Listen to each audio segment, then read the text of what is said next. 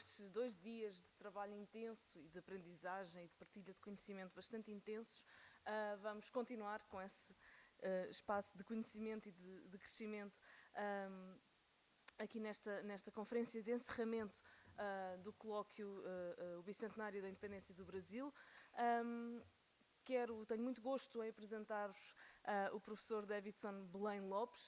Mais uma vez agradeço muito ter aceito o convite e estar disponível para estar aqui connosco esta tarde.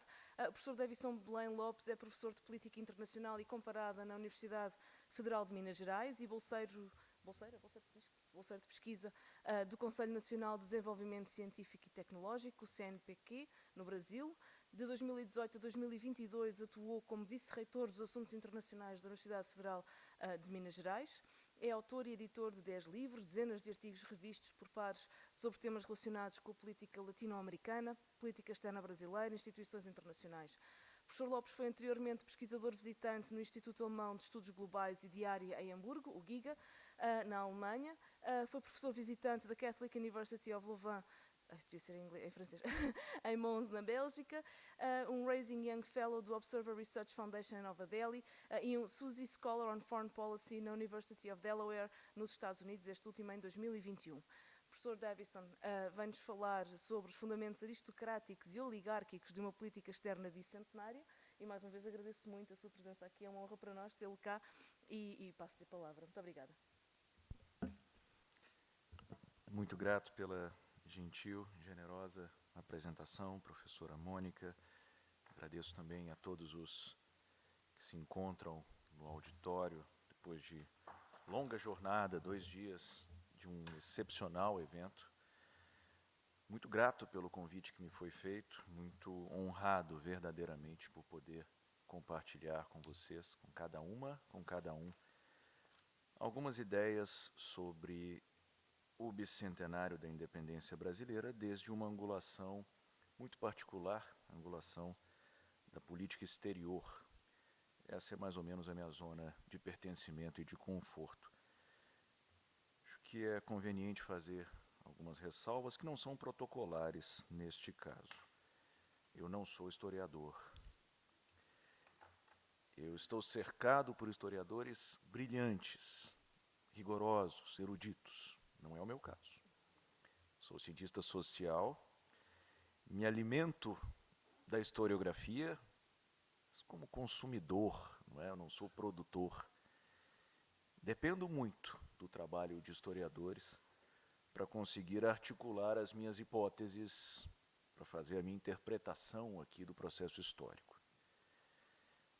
Mas acho que o que eu consigo oferecer nesta tarde é antes uma análise sociológica. É trabalho de cientista social, fundamentalmente.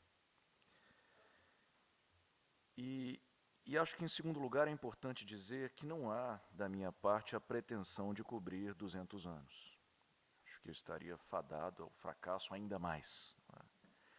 A ideia é simplesmente apontar alguns indícios de que, na origem, há 200 anos, o Estado Nacional, Territorial, Soberano, Brasil, ele incorporou na sua política exterior certos elementos aristocráticos e oligárquicos. Pode parecer contradição, dado que aristocracia e oligarquia são tipos ideais numa chave aristotélica que estão tensionados, um nega o outro, não é?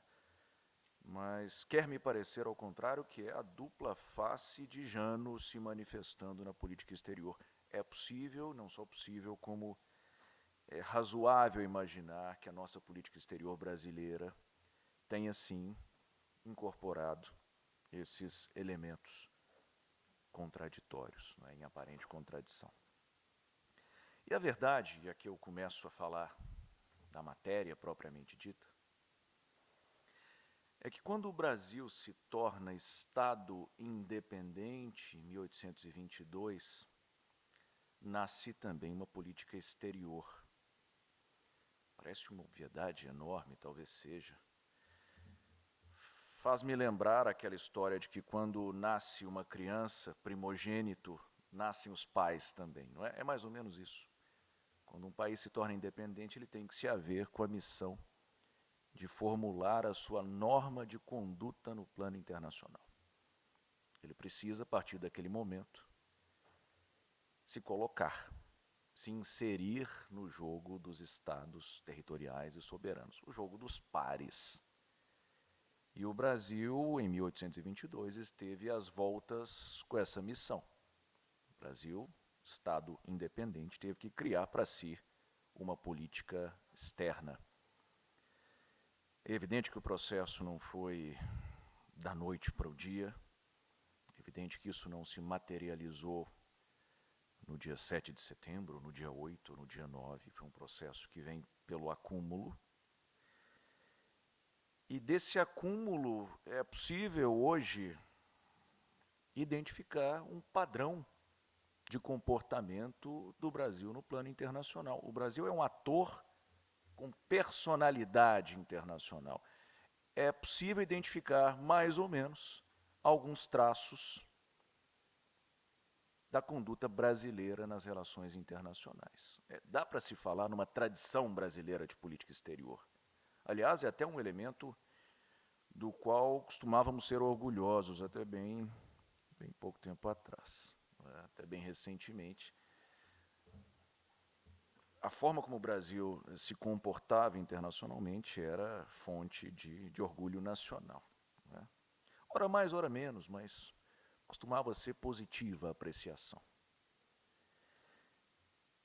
Outra coisa importante para ser dita, ainda no capítulo dos prolegômenos aqui, dos conceitos introdutórios, é que política exterior, via de regra, é processamento entre o doméstico e o internacional, entre as circunstâncias dentro e fora.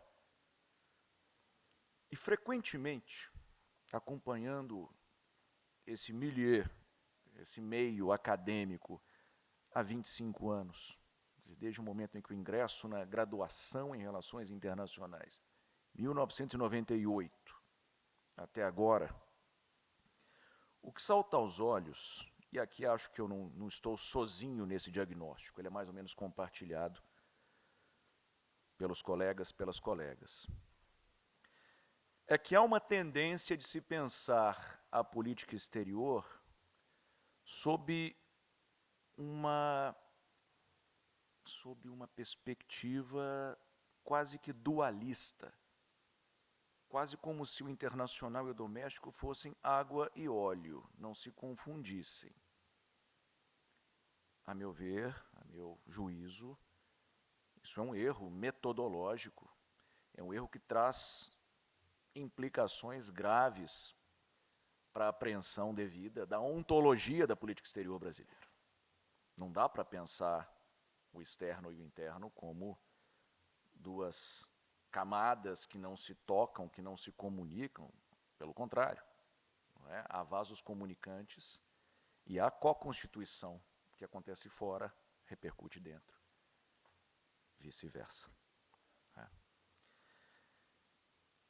Eu diria que quase que invariavelmente a dimensão doméstica é subestimada nas leituras que são oferecidas pela academia, pela imprensa, pelos intérpretes autorizados da política exterior brasileira. Há pouca teoria social de política exterior, ou há pouca mobilização de teoria social para pensar a política externa.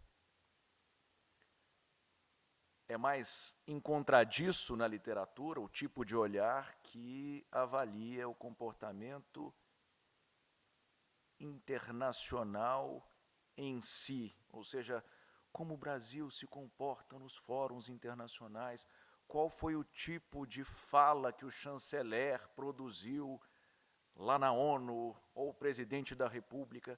Esse tipo de abordagem é mais comum, é mais rotineiro. A leitura que enfoca a produção social da política exterior, ela é mais incomum. né? E aqui eu não tenho o menor receio de estar errando. Generalizo e generalizo com boa chance de acertar.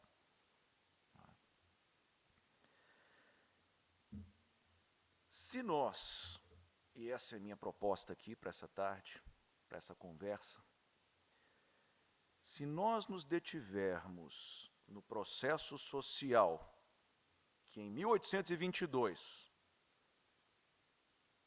conduziu à produção da norma de conduta brasileira para o plano internacional, a gente vai perceber coisas muito interessantes. Mais do que isso, a gente vai perceber continuidade. Ainda que a minha proposta aqui não seja a de fazer um exercício de rastreamento de processo, não é? Process tracing, eu não quero fazer isso não. Não sou louco. 200 anos de process tracing não ia dar certo. Mas há indícios de que o que havia em 1822 pode ainda existir em algum grau, em alguma medida, em 2022. É um pouco essa a brincadeira para hoje. Não é? É um pouco esse o experimento que eu faço aqui à vista de tantas pessoas e de tão qualificadas pessoas. Vejam as senhoras e os senhores que, e aqui eu preciso começar de algum lugar, não é? Esse exercício, eu preciso tentar oferecer agora alguma empiria. Eu acho que, e eu falava agora na cafeteria com alguns amigos, não é? Zé Bonifácio de Andrade e Silva é um bom ponto de partida. Zé Bonifácio é ninguém menos que o primeiro chanceler, ele é assim entendido, patrono da independência, e o primeiro brasileiro de Santos, do litoral de São Paulo, a ter chefiado o que então era o Ministério de Relações Exteriores, de Negócios Estrangeiros do Brasil de 1822. Não é? Então, lá no primeiro reinado, o primeiro ministro de Relações Exteriores foi José Bonifácio. José Bonifácio, a meu juízo, encarna bem, representa bem uma visão do que era a boa política exterior para um país como o Brasil naquele tempo histórico. Vejam as senhoras e os senhores, o que é o Brasil em 1822? No ano de 1822, o Brasil é a América Portuguesa, antes de qualquer outra coisa, não é? Não tem o reconhecimento formal dos pares ainda, em 1822. Levaria alguns anos, 1824, Argentina, Estados Unidos, depois em 25, Portugal, Inglaterra. É uma economia periférica, o sistema internacional de então ele é europeu, a parte do mundo que importa é a Europa, em 1822, sem dúvida. O hemisfério americano ele é periferia. E, claro, com uma inserção na economia subordinada. Séculos de pacto metropolitano, um grau de desenvolvimento material ainda incipiente, as redes, as conexões com o mundo ainda precárias. O próprio território brasileiro, os núcleos populacionais esparsos. Não é difícil pensar em Brasil como um todo coeso no ano da graça de 1822. Por suposto. Então, esse Brasil, que nasce para efeito do direito internacional público, não é, como Estado territorial, soberano, independente, e até engraçado porque Estado soberano já era, não é? Desde 1815, Estado independente ele passa assim em 1822. Soberano ele já era desde a Constituição do Reino Unido, Portugal, Brasil e Algarve, já é soberano, mas numa outra condição. A partir de 1822 tem que forjar essa norma de conduta. Sob aquelas circunstâncias, Zé Bonifácio é instrumental, porque ele era o brasileiro que havia estado aqui em Portugal por muitos e muitos anos. Ele havia conhecido o mundo, à maneira dele, circulou bastante como cientista de formação que era, havia recebido um tratamento acadêmico, não é? Ele foi treinado numa universidade portuguesa, Coimbra. Foi estudante e depois foi professor da Universidade de Coimbra. Entendo que ele abriu uma avenida importante. Claro que já havia brasileiros que vinham para Portugal estudar antes, os próprios irmãos de Zé Bonifácio vieram para Coimbra. Já havia levas de brasileiros da elite dos colonos brasileiros que faziam esse itinerário. Não é isso a parte novidadeira. Mas me parece que Bonifácio foi uma ponte fundamental entre aquele Brasil colonial, essencialmente a colônia, cuja elite se religava a Portugal, cuja elite buscava se inserir, não é, por essa ligação atlântica, e aquele Brasil que veio a ser, a partir de 1822, um Brasil com certos pruridos de autonomia. O Brasil que queria ser uma entidade autônoma, autonomos, não é? A norma própria de conduta. O Brasil, de 1822, ele quer passar pelo processo, como dizia o Piaget, Jean Piaget, de individuação. Se separar de Portugal e vir a ser um ente efetivamente soberano.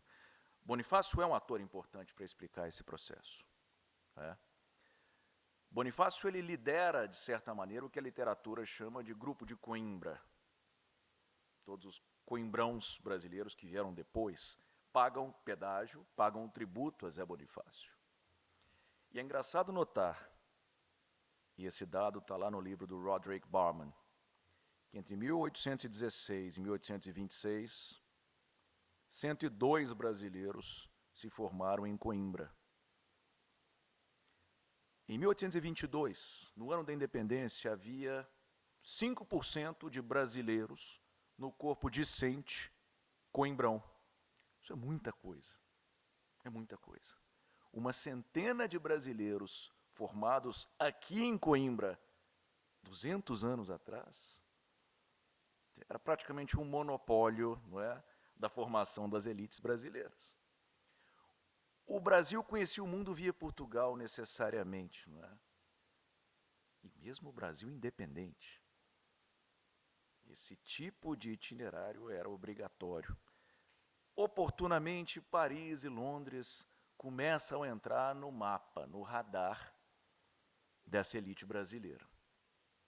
E esse processo vai de braço dado com o aumento da lusofobia, não é? Com o aumento do patriotismo brasileiro, aí nas décadas de 30, 40. Então há um descasamento gradual. O Brasil vai se tornando um ator com mais parceiros no mundo, a partir da década de 40 do século XIX, sobretudo. Aí o Brasil se posiciona com mais altivez. Depois de findos todos aqueles tratados de cooperação bilateral assinados por ocasião da independência, a partir dos anos 40 do século XIX, o Brasil é um outro ator internacional. Acho razoável esse tipo de leitura. Mas por que também Bonifácio ele é importante como como uma espécie de instanciação, não é, do que era o Brasil nas relações exteriores?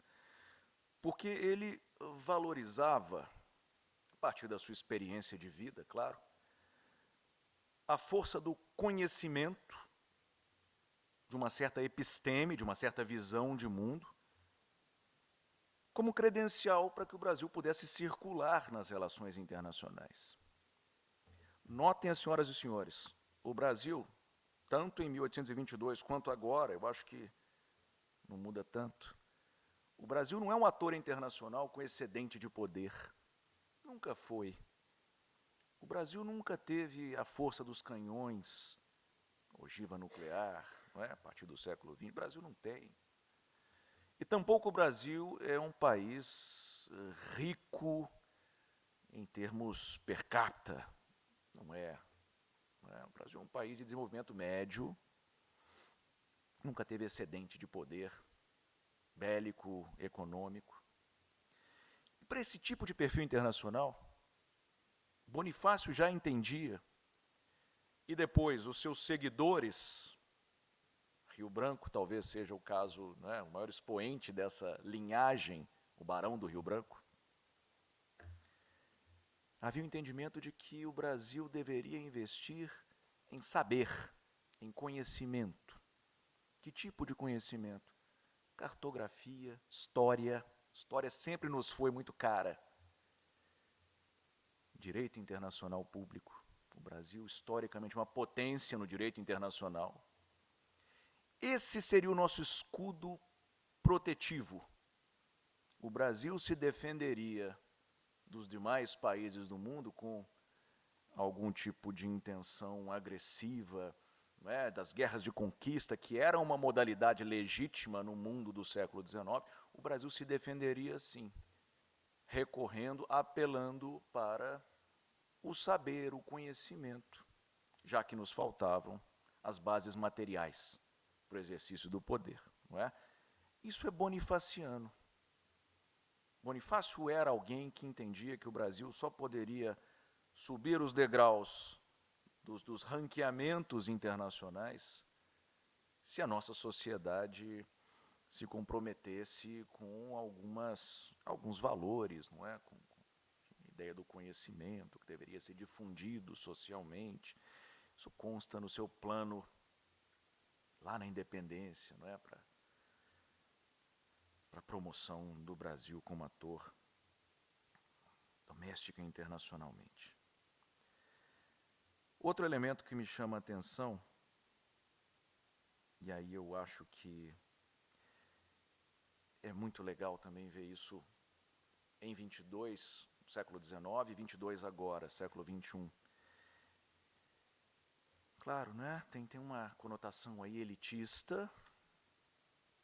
É uma fração só da sociedade brasileira que se habilitaria a jogar esse jogo competentemente. Esse elitismo, ele consta em Bonifácio, ele comparece no pensamento bonifaciano, e eu acho que ele comparece hoje também, nas leituras majoritárias, hegemônicas do nosso milieu diplomático. Há muita resistência à ideia de uma democratização da política exterior, por assim dizer. Ainda hoje, inserção internacional ainda é coisa para poucos e bons, segundo critérios muito específicos de uma elite muito específica, de uma fração diminuta da sociedade brasileira.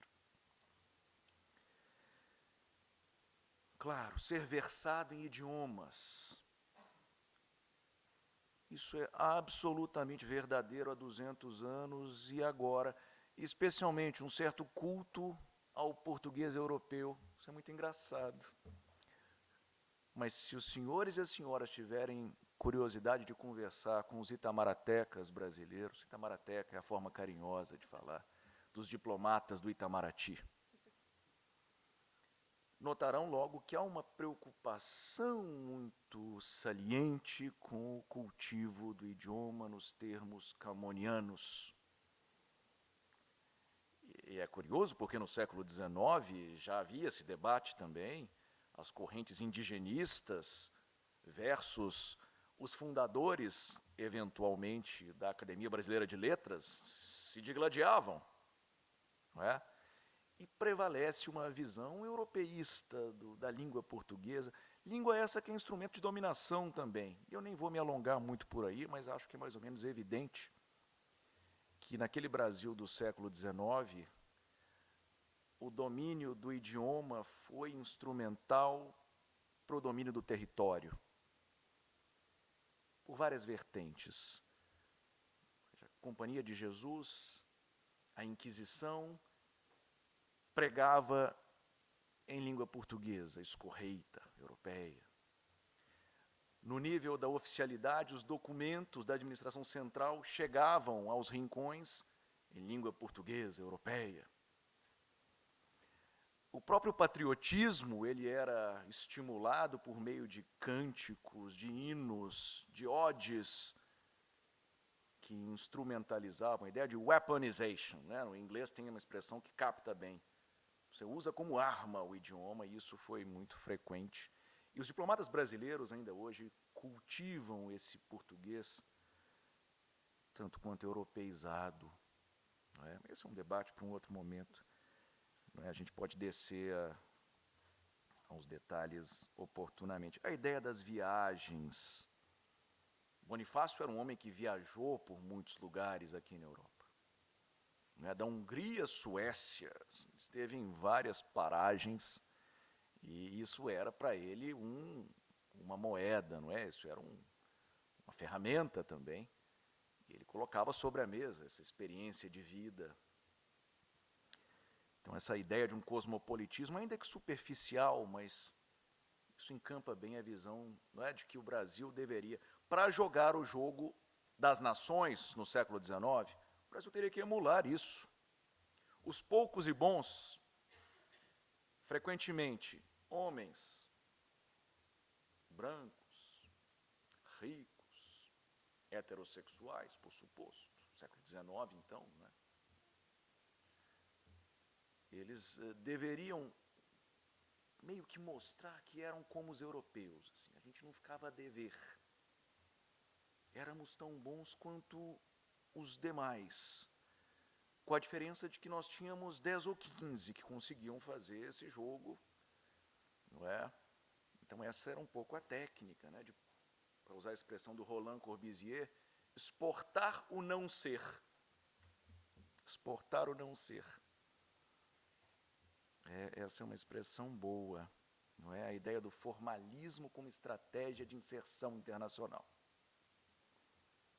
Intensamente superficial. Culto à forma. E assim a gente se projeta no século XIX nas relações internacionais. Isso é bonifaciano. Isso é bonifaciano. A gente poderia se alongar mais aqui, mas eu sei que eu tenho limite de tempo. Já falei bastante. Ainda preciso explorar a outra face de Jano. Já falei do aristocratismo um bocado aqui. A gente volta, se tiver tempo, pergunta e resposta, eu volto se alguém tiver interesse em conversar sobre isso. Mas o outro lado, então só retomando aqui para fazer sentido o meu argumento. O Aristóteles falava, lá na Política, quando ele fala sobre a teoria dos regimes, segundo ele, há regimes puros e regimes impuros. O regime puro é a aristocracia, o governo de alguns em prol do interesse comum. A aristocracia embute a ideia da virtude política, não é? Arete, os aristói são os virtuosos. Claro, bem entendido, virtuoso segundo um tipo de quadro mental. Bonifácio era um virtuoso para o seu tempo histórico, não é? Então, a ideia da aristocracia tem a ver com virtude, virtude na esfera pública. A oligarquia é a negação disso. A oligarquia é o governo de vários em alto proveito, em alto benefício, sem compromisso com o interesse público, interesse nacional, razão de Estado, como queiram. Né? Qualquer que seja a chave aí para captar essa ideia do interesse coletivo. Os oligarcas fazem despudoradamente autosserviço. Servem-se a si. E a política exterior brasileira do século XIX, e ouso dizer do século XXI também, né? Ainda que com todo tipo de ressalva que deva ser feita, mas no século XIX, escancaradamente, é autosserviço. A política exterior é um instrumento, uma ferramenta das oligarquias que se autosservem de diferentes maneiras. Vou citar alguns nomes aqui, os historiadores da sala vão rapidamente ligar os pontos, não é? Bernardo Pereira de Vasconcelos, o Rodrigues Torres, Visconde de Itaboraí, Torres Homem, Visconde de Inhomerim, Paulino, Visconde do Uruguai, e o Marquês do Paraná, Honório Hermeto. Essas figuras ocuparam posições capitais no sistema de tomada de decisão de política externa brasileira no século XIX. Estou falando aqui majoritariamente dos Saquaremas, do Partido da Ordem. Tem o Bernardo Pereira de Vasconcelos, que era liberal e depois é um trânsfuga. Mas majoritariamente aqui são os conservadores. Todos os que eu citei 5 nomes aqui, 5 expoentes latifundiários e escravocratas. Por diferentes caminhos aqui, seja pela contração de matrimônio, herança, envolvimento nas coisas do Estado, foram atores importantes e fundamentais para pensar o estar no mundo brasileiro no século XIX. E geralmente as posições eram Lisboa, Paris. As questões do prata mobilizaram alguns desses nomes aqui. Individualmente, havia Conselho de Estado, não é? Senado do Império, menos o Ministério de Negócios Estrangeiros, que era uma burocracia muito acanhada. Eu diria que até a República. O Itamaraty se torna verdadeiramente importante em meados do século XX. Por longa data, o Itamaraty foi um corpo destinado às questões de estilo, de etiqueta, o formalismo. Não era o formulador. Passa a ser formulador no século XX. Passa a ser formulador depois da reforma do Estado de Vargas, depois da criação de uma academia diplomática, o Instituto Rio Branco, em 1945, aí sim, eu diria que o Itamaraty se torna efetivamente o centro pensante da política externa brasileira, pelo menos por algum tempo, não é? Mas é a partir do século XX, seguramente. Mas então, para retomar esse ponto e para começar a preparar aqui os procedimentos de aterrissagem, um traço fundamental para entender a política externa brasileira, historicamente, mas no século XIX, escancaradamente, esse oligarquismo. É a maneira como as elites locais se apropriaram, seja, por exemplo, para favorecer o comércio externo do café, revigorando, por exemplo, o porto, investindo em estradas, investindo em segurança para evitar os saques. Isso tudo foi feito pela classe dirigente brasileira no século XIX. A preocupação última era resguardar as famílias que viviam, seja da cafeicultura, seja do comércio de humanos, não é? Comércio de escravizados africanos. Havia uma mobilização dos aparatos do Estado intensa. E os Saquaremas foram mestres nessa arte. Tem um trecho de que eu gosto muito de um argentino. Os argentinos, a gente falava ontem sobre nossos amigos argentinos. Sebastián Mazzúcar, ele diz o seguinte, que os Saquaremas no século XIX foram tanto marxistas quanto weberianos na leitura que faziam das relações exteriores. Marxistas porque se viam como uma classe, a classe dos proprietários de terras, ou dos proprietários de pessoas, não é? Os defensores de um modo de produção escravocrata. Eles eram classe econômica. Mas também havia uma percepção à la Max Weber, porque os Saquaremas eles entendiam a importância da integração do território nacional. Eles entendiam a importância de o Brasil, pensando como Weber, não é? O Brasil, como Estado soberano, deveria garantir, desfrutar de um monopólio do recurso legítimo à força no seu território e assim integrar as diversas partes, os diversos Brasis. Eu ouvi isso aqui desde o início do dia hoje, não é? Havia vários Brasis.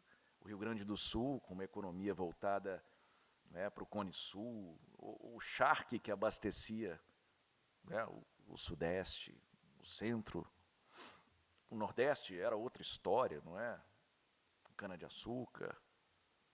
O Norte com as drogas do sertão.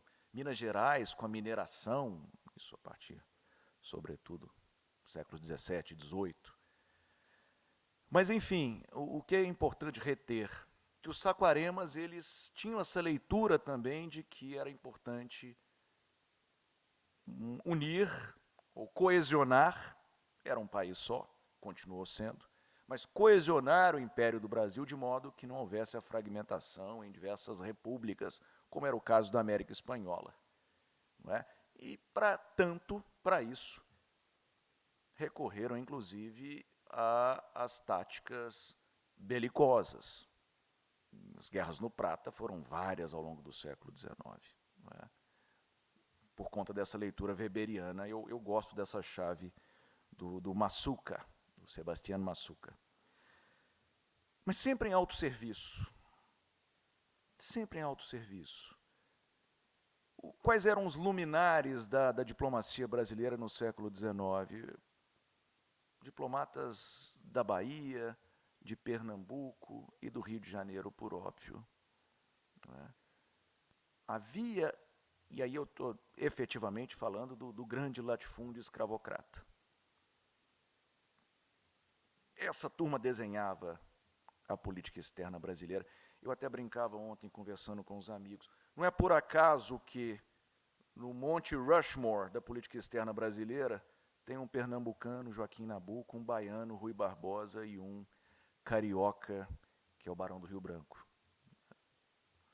Ali estava a massa crítica do pensamento em política externa. Pernambuco, Bahia, Rio de Janeiro.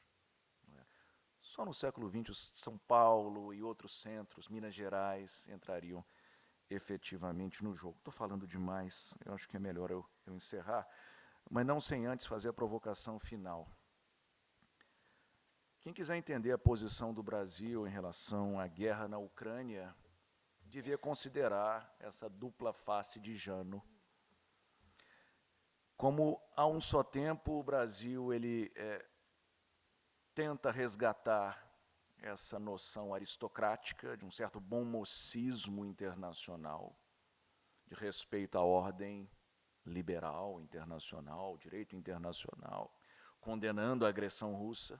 Quando o Brasil faz esse movimento na Assembleia Geral das Nações Unidas ou no Conselho de Segurança da ONU, evidentemente é o Brasil histórico e essa ideia de moralidade internacional e que é imprópria à postura russa. Mas vocês sabem, o Brasil é ambíguo a respeito do tema. Ao mesmo tempo em que o Brasil condena a agressão internacional russa, que é uma agressão, o Brasil também se nega a impor sanções. O Brasil não se alinha à perspectiva de Estados Unidos, /OTAN, /Ucrânia. O Brasil se recusa a fazer isso. Para além de uma visão terceiro-mundista, de uma visão, né, de um certo nacionalismo de sul global, existe uma razão muito comezinha, uma razão muito imediata e objetiva, que são os tais fertilizantes que vêm da Rússia e da Bielorrússia, Belarus. São os grandes supridores, os grandes fornecedores de fertilizantes. O que isso quer dizer, fertilizante? Fertilizante é para que serve? Fertilizante é para o agronegócio. Fertilizante é o insumo fundamental para que o Brasil continue a ser um exportador de commodity agrícola. Sem commodity agrícola, e o Brasil extrai um enorme superávit comercial, não é, das commodities, não só agrícolas, estrito senso, minerais também, mas o Brasil é um exportador líquido massivo, especialmente para a China nos últimos anos. Mas sem os fertilizantes não tem superávit comercial. a balança comercial. Sem superávit comercial, não tem fechamento de contas nacionais. O Brasil não fecha o balanço de pagamentos. Para além disso, a gente está falando de um grupo de pressão tremendamente poderoso no interior do Congresso Nacional. O presidente brasileiro não se sustenta se indispuser, se tiver alguma indisposição com a chamada bancada do boi, a bancada do agro. É insustentável. Bolsonaro sabia disso, sabe disso, ainda é o incumbente. Lula também sabe. Então esperem os senhores e as senhoras uma mudança radical nessa agenda temática específica, não é? Lula, inclusive, já anunciou que buscará alguma neutralidade, ou ambiguidade, se preferirem. Não é? Esse deve ser o Brasil a partir de 2023. Acho que até vai mudar a forma. O Brasil vai ficar mais elegante. Mas talvez a resultante, o vetor resultante, não mude muito, porque o aristocratismo convive com o oligarquismo há 200 anos. Ainda hoje acho que é mais ou menos assim. Me perdoem se me alonguei. Muito obrigado pela atenção.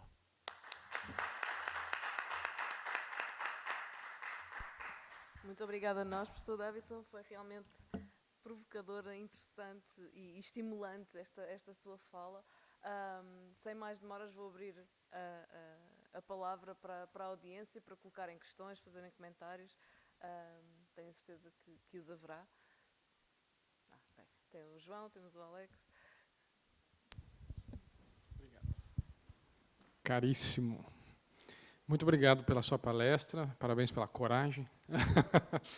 Mas de forma alguma eu tenho condições de fazer questionamentos, acho que com argumentos importantes com os quais você trabalhou e como você preparou, mas ouvindo, eu acabei convencido pela sua fala. Você me prova que nunca existiu o que os diplomatas, e aqueles que ouvem demais, os diplomatas, dizem que sempre existiu. E aí eu queria ouvir um pouco sobre isso, que é a política externa como política de Estado e não de governo. Essa é uma discussão que, para mim, começa, pelo menos, a partir da República de 46, quando o Estado brasileiro é disputado pelas urnas, pela primeira vez na sua história soberana, e observando, lendo, por exemplo, atas, que eu acho que é um trabalho que não entrou ainda para a historiografia da política externa brasileira, olhando as atas das reuniões dos partidos políticos em 45, 46, é impressionante o quanto se discute rumos diferentes para o Estado, que agora está em disputa, além de outras questões, outras políticas, né? Mas a sua fala me convenceu que nós temos que voltar para trás e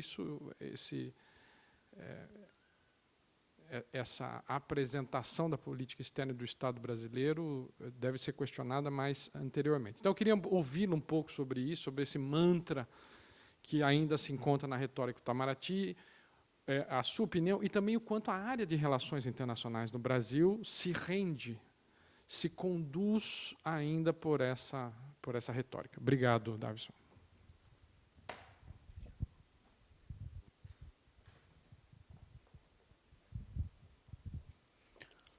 Olá, Davidson. Obrigado pela apresentação.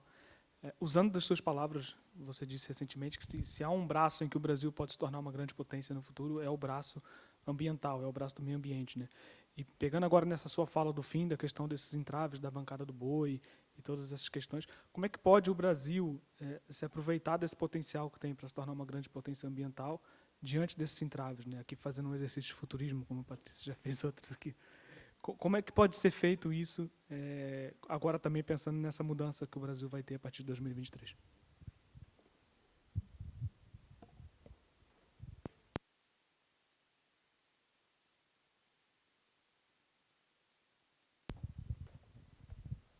Boa tarde, Davidson. Muito obrigada pela incrível fala, muito bom aprender com você.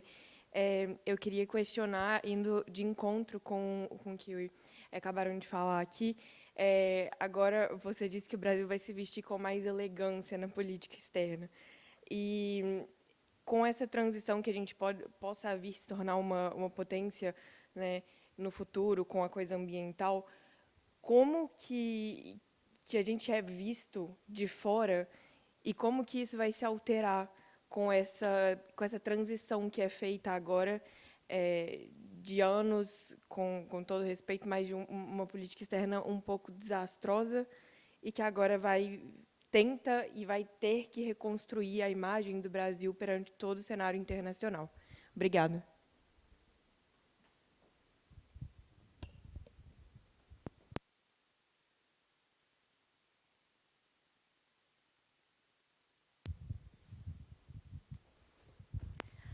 Davison, muito obrigada pela sua exposição. Eu achei fantástico, porque a gente está habituado a escutar todas as mudanças que aconteceram na política externa, que foram ditadas pelas mudanças de governo e todas as rupturas. E eu achei incrível que você inverteu essa lógica, e eu achei fantástico. Então, parabéns pela sua exposição, aprendi bastante. E a minha pergunta, na verdade, é uma pergunta bem simplória para a fala que você deu, que foi tão elaborada, mas eu até vou inverter a ordem da pergunta, porque eu acho que faz sentido.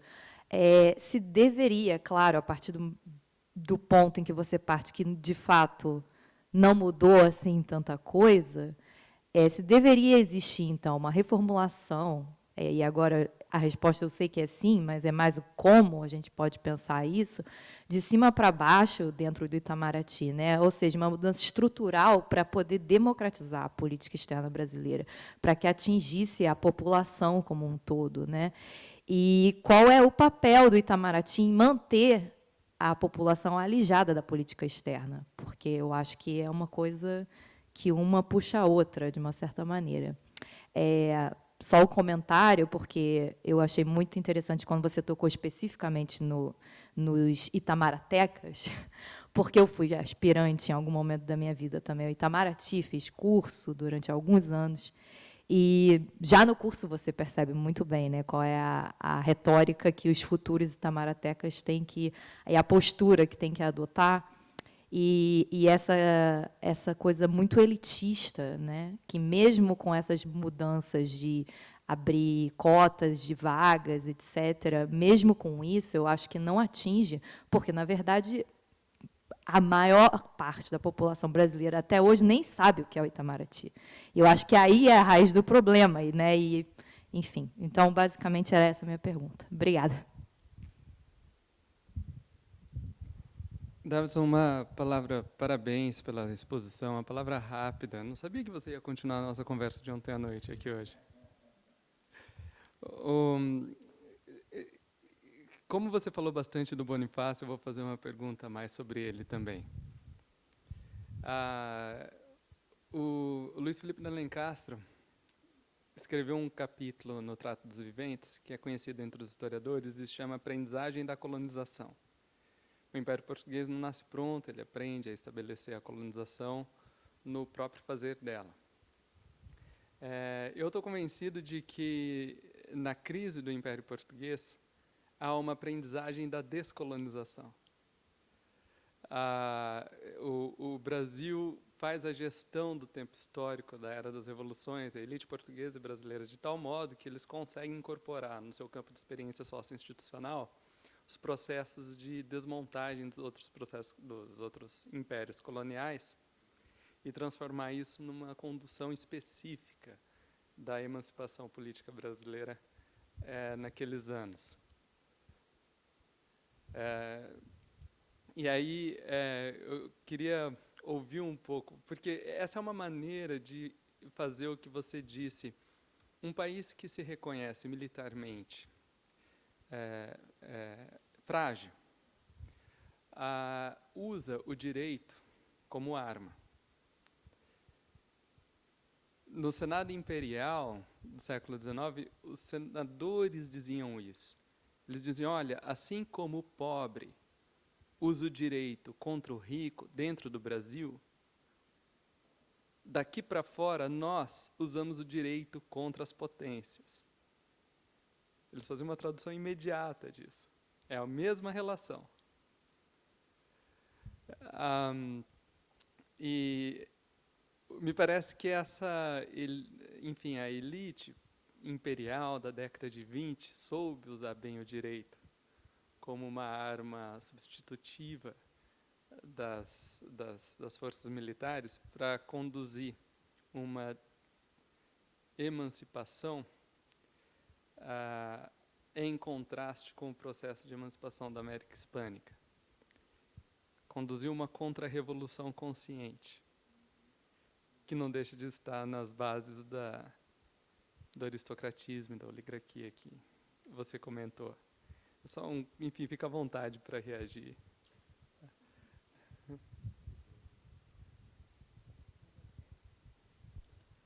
Se não houver mais questões, passamos agora a uma fase de resposta e depois, eventualmente, se tivermos tempo ainda, passamos. Bom, vou tentar reagir aqui satisfatoriamente. Difícil, porque nível muito bom, muito alto e muito provocador das questões. Meu amigo Alexandre Morelli, eu concordo com a sua leitura, e é isso mesmo. Veja uma coisa curiosa, e quem diz isso é Michel Foucault, acho que é ele mesmo. Aristocrata não faz luta de classe, aristocrata ocupa o Estado. Aristocrata ocupa o Estado. A retórica de que tal ou qual política é política de Estado nada mais é do que um manto discursivo para dizer que é política de um bloco, de um grupo. Ou pode ser, não é? Pode ser, se Foucault tiver certo. E de fato, não é? Assim, a aristocracia ela não precisa medir forças. Ela tem o entitlement. Ela tem o lugar assegurado. O aristocratismo, ele é isso, fundamentalmente. É a apropriação da razão do Estado. É usar as lentes aristocráticas para dizer o que deve ser a conduta do Estado no plano internacional. Essa é a visão aristocrática da política exterior. Então, eu concordo com você. Houve desde sempre uma conflação entre política de governo e política de Estado. Em diversos momentos da trajetória, eu acho que isso é visível. Até acho que mais recentemente há um certo processo de popularização / plebiscitarização / democratização da política exterior, que tem como saldo a naturalização das perspectivas de governo para a política externa no Brasil. Hoje causa menos escândalo. Eu vou lhe dar um dado interessante, isso é inédito, é uma pesquisa que me custou anos, e não minha, do meu grupo de pesquisa na UFMG. É costumeiro se dizer, professora Mônica, que desde o Barão do Rio Branco, isso está explicitado, talvez antes, mas enfim, a referência textual do Barão do Rio Branco é a seguinte: a boa política externa deve manter-se distante das paixões partidárias. É mais ou menos esse o fraseado. Então, essa seria a receita para a boa política externa. Ora, cruzando dados, eu estou falando de base oficial de dados, do Tribunal Superior Eleitoral Brasileiro, com os anuários do Itamaraty, eu e meu grupo de pesquisa nos demos conta de que há, entre os 1.500 diplomatas brasileiros na ativa hoje, mais ou menos uma centena de diplomatas com vínculo partidário, filiados a partidos políticos. Isso dá 7% do corpo diplomático. Isso é muita coisa. Isso é muita coisa. Numa carreira em que há esse estigma de que diplomata não pode ter partido, mais de uma centena deles tem partido político. E vejam, eu estou falando de filiação, que é um ato solene. Não é simpatia por um partido. É se filiar a um partido político. No Brasil, enfim, partidos têm um monopólio da representação. Você não pode concorrer a um cargo sem filiação partidária. o que habilita o indivíduo à vida, aos atos da vida política plenamente é a filiação partidária, é necessário. E mais de uma centena de diplomatas, até o último ano dessa base, enfim, acho que era 2020, não há de ter mudado muito, tinham um vínculo partidário, ou pretérito ou presente. Pretérito ou presente. Não necessariamente no tempo corrente estão filiados, mas já estiveram. É muita gente. Me impressionou. Eu não calculava que partidos tinham essa entrada. E o mais engraçado, e aqui eu já estou, enfim, me desviando da conversa, do núcleo do meu argumento, mas é porque eu acho delicioso compartilhar e denunciar. Qual que é o partido brasileiro que mais tem diplomatas nessa centena? 30% desse contingente pertencem ao Partido da Social Democracia Brasileira, o PSDB. O que não vai surpreender nenhum brasileiro aqui. Não é? O Itamaraty é tucano. Assim. É uma equivalência, eu diria, para usar o registro weberiano, não é? É uma afinidade eletiva, não é isso? Não é que tenha havido um aparelhamento em algum momento, não é disso que se trata, é porque o pessoal é isso. Tem que ter um corte socioeconômico cultural. O Itamaraty ele privilegia um certo tipo de perfil, que calha de ser o perfil razoavelmente comum nos quadros do PSDB. Não é? Tem alguma correspondência aí que eu acho que... o que eu quero dizer é que não é nada espúrio, é uma sobreposição. Qual que é o segundo partido que mais tem quadros no Itamaraty? Eu acho que vai ao encontro desse argumento, reforça esse argumento.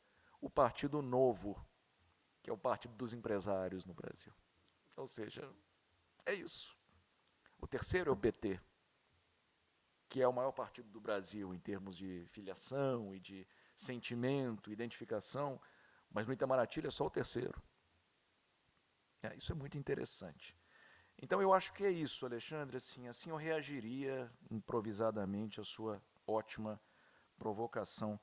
As duas provocações na sequência, eu vou tentar fazer uma reunião aqui, porque é verdade, João, existe uma contradição aí flagrante entre o Brasil se apresentar para papéis, para o desempenho de papéis maiores na gestão ambiental global e as condições domésticas. E eu digo a você, esse tipo de contradição existe também em outras áreas temáticas. O Brasil histórico, não esse Brasil do Bolsonaro, o Brasil histórico até 2019, o Brasil era um país progressista no campo dos direitos humanos e dos valores. O Brasil, por exemplo, já patrocinou uma série de documentos em favor da saúde reprodutiva das mulheres, dos direitos das mulheres ou das populações LGBTQI+. Faltou o A no final. O Brasil era esse tipo de ator internacional, mesmo tendo domesticamente uma bancada conservadora, uma bancada, em 2018, uma bancada evangélica já muito... e católica também, não é? Os cristãos, eles se unem para servir de barreira, de ponto de veto dentro do Congresso Nacional. Essa contradição já havia e já existe em outros campos também. O Brasil progressista para fora e muito conservador para dentro, não é? No mundo que eu chamei de dualismo, né, em que o externo e o interno não se conectam, não conversam, é possível esse tipo de postura, não vou resistir, para inglês ver. É possível, não é? Usar a fachada, enquanto internamente a conversa é outra. Mas eu acho que a margem para esse tipo de manobra vai diminuindo, vai se estreitando. Não vai ser um processamento simples. Ser potência ambiental requer uma série de compromissos. Eu dizia na conversa que eu tive com o João anteriormente, o outro João, eu dizia que o Brasil, de Bolsonaro, não rompeu com os tratados internacionais, os compromissos no plano externo, ainda que seguisse desmatando, ainda que seguisse cerceando os direitos das populações indígenas, ainda que seguisse dilapidando o nosso patrimônio ambiental. Mas no plano internacional havia um teatro, uma dramatização, né? Então, eu acho que tem uma contradição aí, você percebeu muito bem, o Brasil, caberá ao Brasil, de Lula, tentar chegar a bom termo e tentar diminuir os problemas que advirão dessa ambiguidade, não é? Eu concordo com a gentil moça que fez a provocação sobre a política externa deprimida do Brasil. Eu acho também que não é algo que deva ser debitado da conta do Bolsonaro exclusivamente. O Brasil, por 10 anos, tem tido uma política externa de baixo perfil. 10 anos, mais ou menos. Com Temer, por toda circunstância, por haver uma contestação à legitimidade daquele governo, demorou a tomar pé da situação e depois acho que o legado não é um legado impressionante em política externa, longe disso. E com Rousseff também não foi uma política externa vistosa, exuberante. Não foi. Não foi. Com erros e acertos, mas não foi exuberante. Então, o que o Brasil vai tentar agora é recuperar essa pretensão de potência. Talvez mais moderadamente em relação ao que foi aquele movimento do início do século XXI. Porque há muitos constrangimentos. Há muitos constrangimentos. Verdade seja dita, é outro país, o mundo hoje é menos permissivo. No início do século XXI, vejam que maluquice isso. O Brasil foi convidado pelos Estados Unidos e pela França, à época George Bush, Jacques Chirac. O Brasil foi convidado a liderar a missão de estabilização estabilização do Haiti, MINUSTAH. O Brasil foi convidado. Vai lá, Brasil, lidera a região. Não existe esse ânimo mais. É outra América do Sul, a China muito presente, os Estados Unidos, por via de consequência, também muito presentes, e até a Rússia, via Venezuela, especialmente. Então, as potências extra-regionais estão muito mais presentes. O Brasil tem menos margem para manobrar sua própria região, que dirá ao redor do mundo. Você consegue imaginar o Brasil hoje fazendo a mediação que fez em 2010 com Turquia e com o Irã para o acordo nuclear? Eu não consigo ver esse Brasil. O Brasil com problemas fiscais são inegáveis. A gente tem problemas na economia que não tínhamos nesse grau 20 anos atrás. Mas ainda assim, isso é para dizer que eu ainda tenho otimismo. Vai precisar estabilizar 1, 2 anos, mas eu acho possível que o Brasil retorne como um ator de relevo pelas proporções. O Brasil é grande demais para ter uma política externa discreta, deprimida. Tudo no Brasil é grande, é portentoso. É muita gente, é uma economia grande ainda. Para não falar de todo o resto, não é? Fiquemos por aqui. Democratizar a política externa brasileira.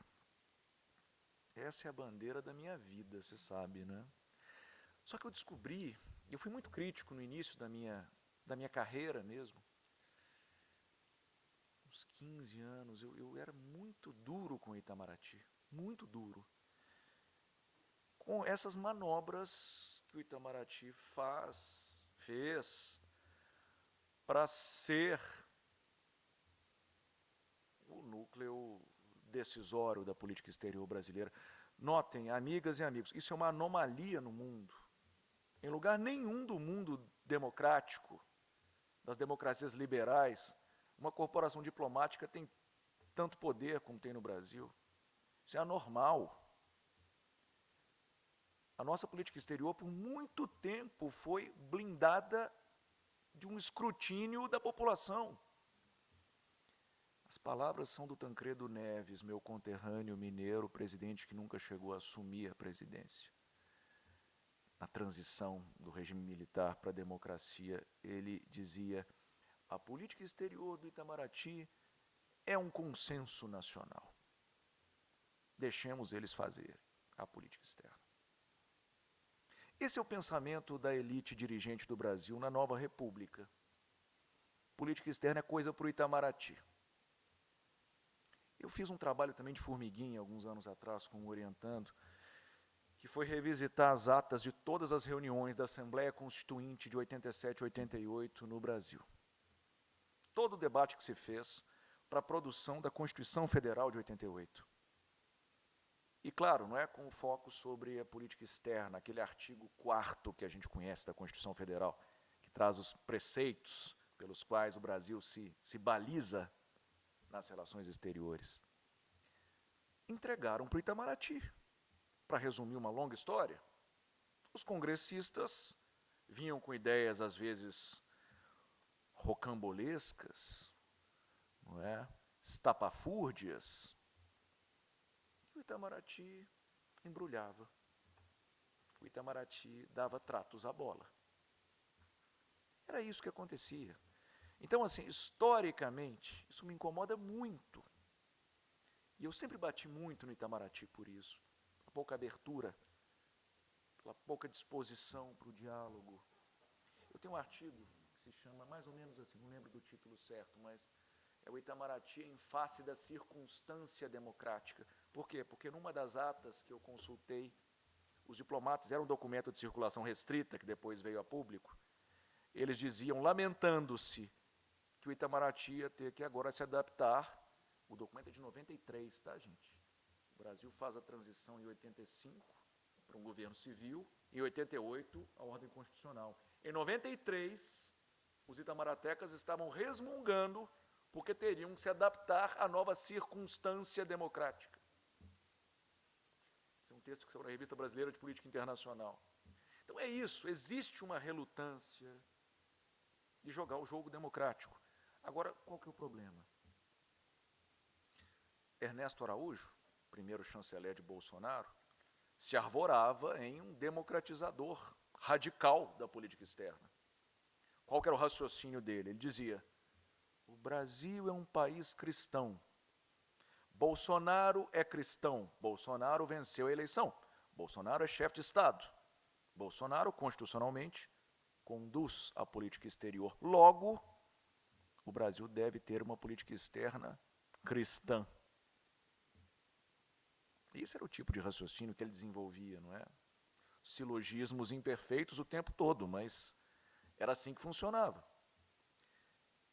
Veja como ele entendia e instrumentalizava a noção de democratização da política externa. Era isso, era uma democracia pela via da religião que seria inoculada na nossa voz oficial no plano internacional. Isso é problemático, porque isso é sectário, no fim das contas, para não ir muito longe com esse argumento, não é? Mas, enfim, a voz da maioria sendo a voz oficial do Estado, que é um Estado secular, o Estado brasileiro. Então, enfim, existe uma série de... Há uma série de perversões nesse raciocínio, não vou nem me alongar muito não, mas é isso para dizer que esse é um processo cheio de armadilhas também.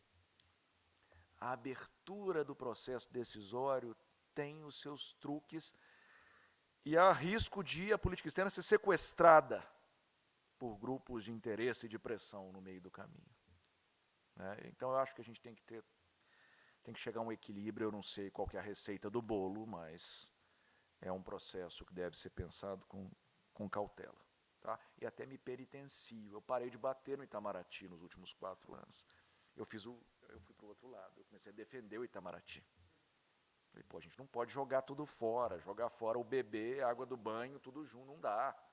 Vamos preservar a instituição que tem importantes serviços prestados, um corpo muito competente na média do serviço público brasileiro. O Itamaraty é admirável sob vários aspectos, não é? Então, eu comecei a fazer o contraponto. Falei, não, peraí, não xinguem o meu Itamaraty, vamos protegê-lo agora.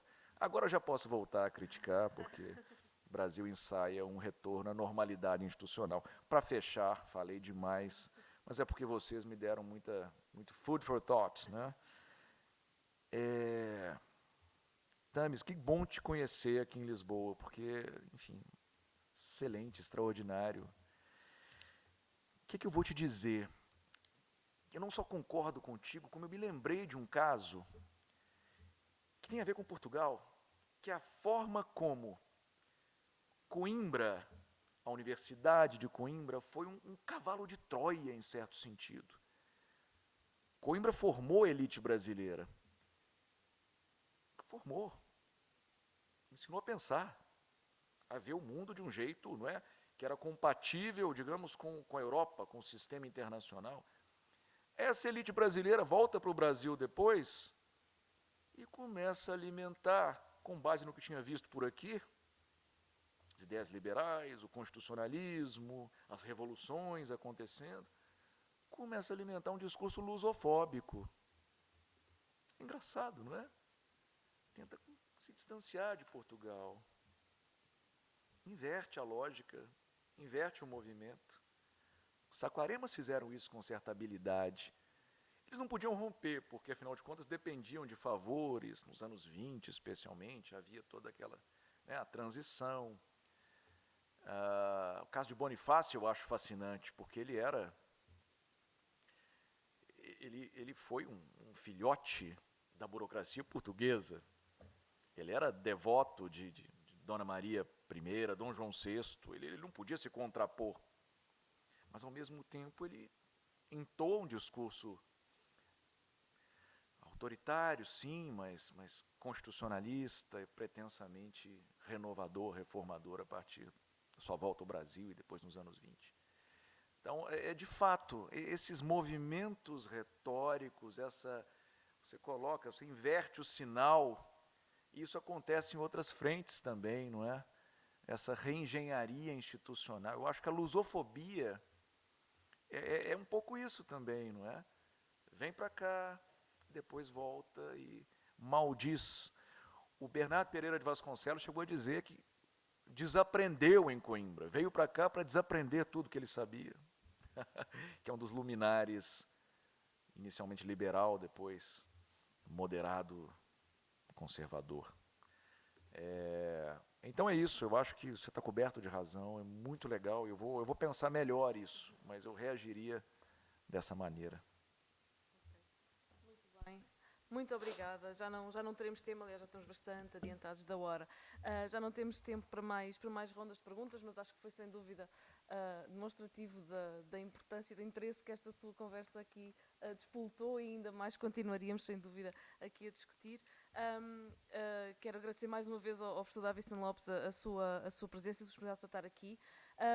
Dado o adiantado da hora e, professor Laurentino, já que está aí, peço imensa desculpa também por isso, peço só mais 5, não sei, não chegará a 5 minutos para dar aqui algumas palavras de encerramento e de agradecimento, sobretudo enquanto estamos aqui a aproveitar que estou na mesa. Em primeiro lugar, e acho que não é surpresa para ninguém, nem vai ser surpreender ninguém, agradecer à Sara, à Cláudia e à Rita do CIES, a Sara e a Cláudia do SEI, e a Rita a Rita do CIES, que estiveram aqui a dar-nos este apoio de funcionamento à sala, de apoio técnico, de apoio logístico, de apoio moral e tudo mais, que foram sem dúvida imprescindíveis e que muito nos ajudaram. Obviamente agradecer a todos os oradores que aqui estiveram ontem, hoje, que tornaram estes 2 dias absolutamente incontornáveis também do ponto de vista daquilo que nós conhecemos, que aprendemos, que ouvimos, que refletimos, que levamos connosco para avançar nas nossas investigações e nos nossos trabalhos, estejam ou não relacionados com isto, porque acho que eu, pelo menos não estando nesta área, acho que aprendi muito e tenho aqui muitas perguntas que vou tentar transportar para a minha área de investigação e tentar aprender também e aplicá-las dessa maneira. Sobretudo destacar aqui, acho que não cometo nenhuma indelicadeza nesse sentido, em particular o Alexandre e o Tamis, que estiveram connosco os 2 dias, que engajaram, participaram, discutiram, contribuíram para, sobretudo nos dia 2, para que os painéis do encontro dos jovens investigadores, que os seus trabalhos pudessem também ir mais longe e avançar, e foi muito bom, acho que foi uma experiência muito boa para os nossos oradores.